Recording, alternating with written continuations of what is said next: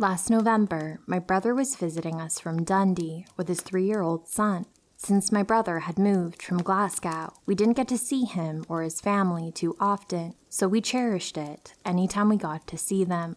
His wife, unfortunately, could not drive down due to work, and only a day into his visit, he was called back himself for an emergency. His nephew wanted to stay, as we had bought him tickets to the football game the day after, so I agreed to take him back to his dad in Dundee after the game. The only train I could get was a fairly late one, and it was therefore the last one of the day, so I took my nephew to the football game and headed straight to the station afterwards. The train was fairly busy, but I had booked us 2 seats. Just as we were about to board the train, the man standing next to me made an odd comment. "Like sardines, aren't they? I hate sardines," he said.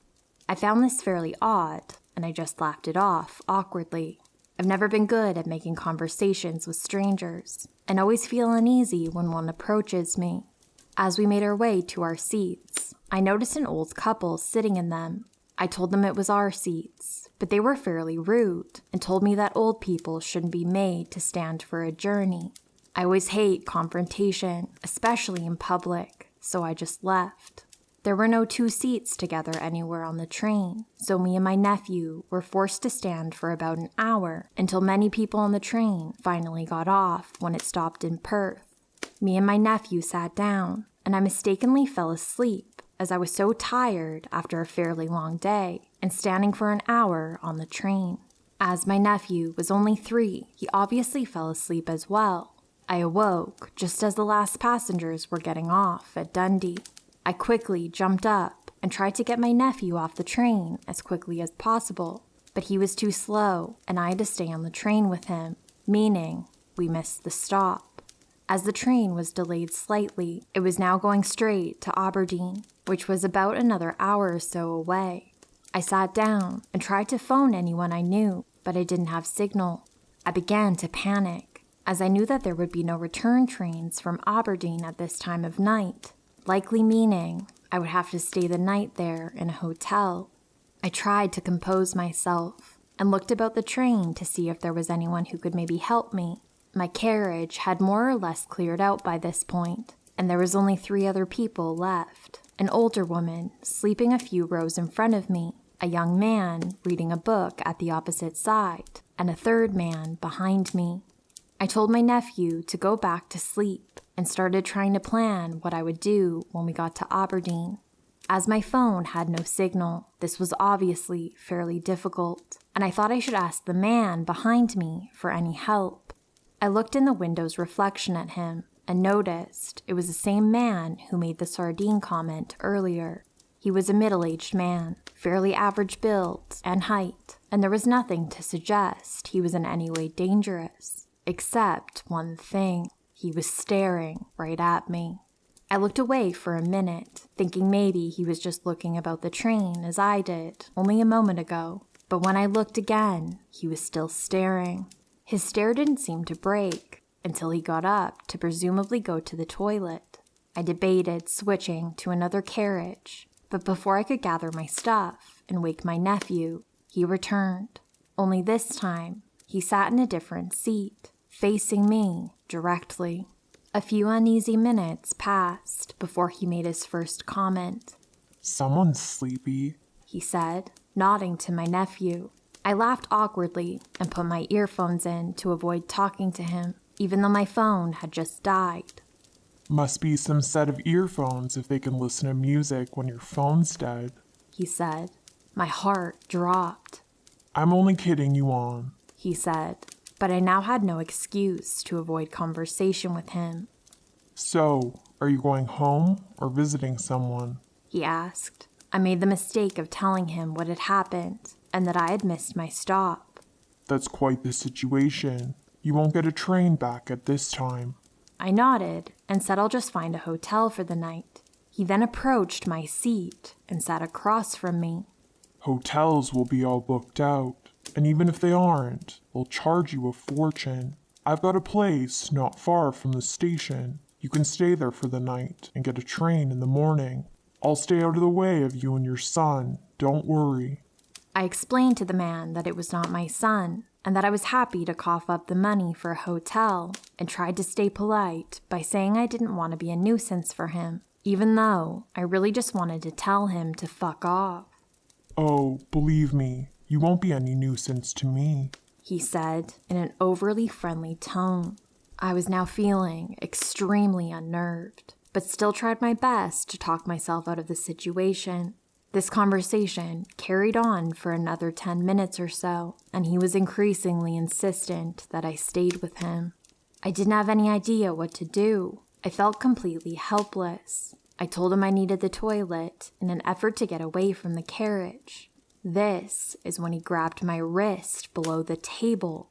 "You're not going anywhere," he said in a hushed tone. "You're staying with me. I'll keep you safe," he said in an extremely chilling voice. I couldn't even bring myself to scream out in the situation. The only other passengers on the carriage were at the opposite end, and I was terrified that if I screamed, the man would hurt me or my nephew. He wouldn't let go of my wrist and repeatedly began saying, "Just act natural." The remaining part of the journey seemed to last a lifetime, and I knew, even then, that there was no light at the end of this tunnel, as the man would not let me go. The train finally reached Aberdeen, and the man told me to wake my nephew, not alarm him, and to tell him that we were staying at this nice man's house for the evening. He held my hand as we got off the train, and my worst feelings were coming true, as I knew what would happen when this man got us back to his house. All of a sudden, I was knocked to the floor in a heap of bodies. The police had tackled the man and were arresting him. As I got to my feet, I grabbed my nephew's hand and ran only a couple of yards before completely breaking down. The police comforted me and told me that the young man who was reading his book at the other side of the carriage had noticed what was going on and sent a text to the British Transport Police, whose number is all over the walls of the train on posters. It took me a couple of minutes to process everything, but I managed to gain enough composure to thank the police and express my gratitude towards the man who had sent the text. I only managed to say a few words to him, but I will be forever grateful to him, as he saved me from what would have been a night of terror, and very possibly saved me and my nephew's life. The police very kindly took me and my nephew back to Dundee, where my brother and his wife were extremely relieved to see us. It is now some time since the incident, but it has had a lasting effect on me, and I always make sure that when I'm traveling late at night that I'm accompanied by someone, and never run the risk of missing my stop ever again.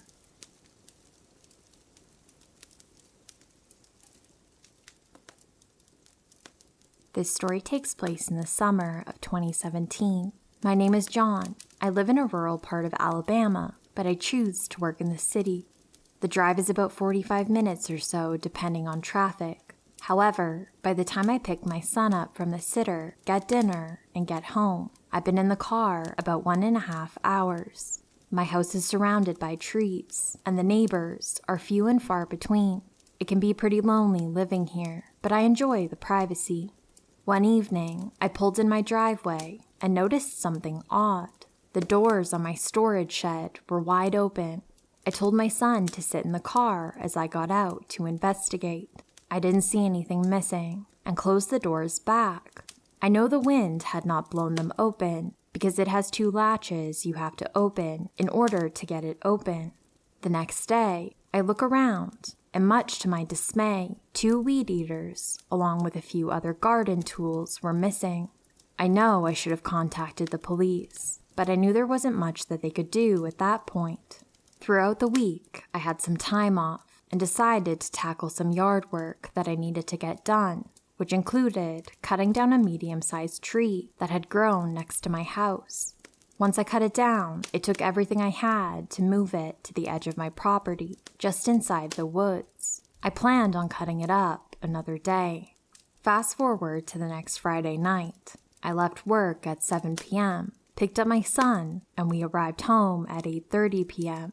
As I pulled in the driveway, my son and I noticed something laying across the driveway. It looked as if a tree branch had fallen across my driveway. As I drove up to it, I thought to myself, there are no trees over my driveway. Once I looked towards the base of the tree, my heart sank to the bottom of my stomach. It was the tree I had cut down. I had put it clear on the other side of my property until I could cut it up. I recognized the marking from my chainsaw. I didn't know what to do. My son and I sat there in silence for at least 5 minutes. I rolled the driver and passenger window down just an inch and listened to hear if anyone was out there. I heard nothing. I then realized in order for me to get to my house, I would have to move the tree. I was going to get out and move it just enough so we could get past, and I would lock the doors. If anything happens, he could use my phone to call the neighbor who lived the closest.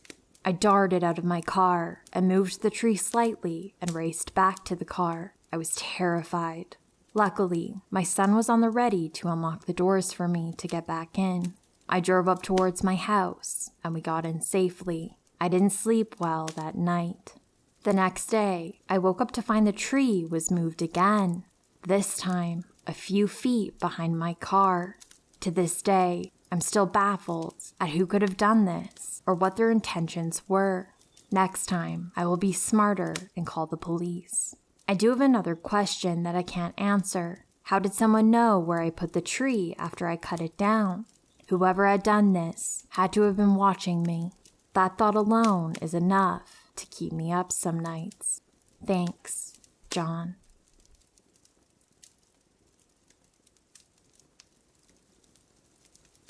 When I was in middle school, I took the city bus to school because my parents couldn't drive me and no school buses routed to my neighborhood. I didn't live in a particularly good place, but I never felt unsafe, probably because I was a kid and thought myself invincible. That morning, I got onto the bus to go to school, 6th grade at that time, so I was about 12. But let me tell you, I have always looked much younger than my age. It was decently crowded, so I go to my usual spot in the back. A few stops go by, and then a man gets on and sits right next to me. It's been about 10 years now, but I still remember how he looked. Tall, thin, Hispanic, with long straight black hair. There was maybe 1 or 2 seats open, so it wasn't weird that he was next to me at first. I just figured he sat in the first seat he saw open. Then he started to talk to me. I can't remember what he said at first, but being early in the morning and already peeved that I had to share my space with him, I just made vague, disinterested noises at him. Then he asked where I was going. That's when my spidey senses started to tingle, because obviously it's early in the morning and I'm a child, so I'm going to school. So I said school in an, duh way. I realize now he was probably looking for me to tell him which school. A few stops went by, and the bus opened up more, so I quickly went and found another empty seat. Not 5 minutes later, he follows and still tries to get me to talk to him. He asks my name. I look to the front of the bus and see some 8th graders that I know from my school and from riding this bus. My animal brain screams at me to find safety in the pack. I move up to the front of the bus and plant myself in the middle of them and basically press myself into them and give them help me eyes. The guy moves again and sits directly in front of me. He asks my name again, and one of the boys I'm sitting with, G, quickly calls me by a fake name and turns his body so he's kind of shielding me and carries on conversation with me until we get to our school. The group of 8th graders basically formed a circle around me, and we huddled off the bus, and I turned to make sure the creep didn't follow us off the bus.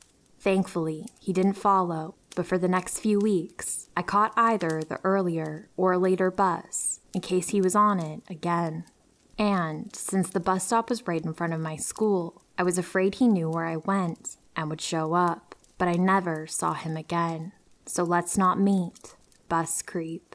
I'm so thankful those kids were there to help me. I don't know if that guy might have thought I was younger than I looked, so possibly elementary school age, and thought I was young and stupid enough to trust him with more personal information.